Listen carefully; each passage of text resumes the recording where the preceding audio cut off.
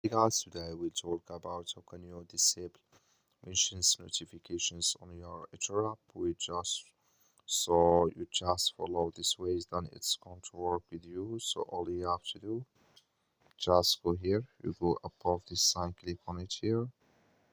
So then it's going to show for you a list like this. Then all you have to do now, just click here on settings. So when you click on settings, it's going to take you to next step here.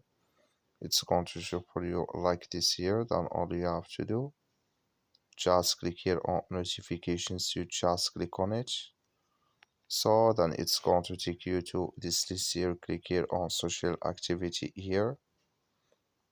Then it's going to take you to this list. You come here to mentions. Click in this sign or this color. Like you see color, it's gone. That's many mentions notifications. Disable with us now.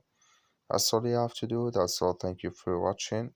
Don't forget to support us by liking and subscribe.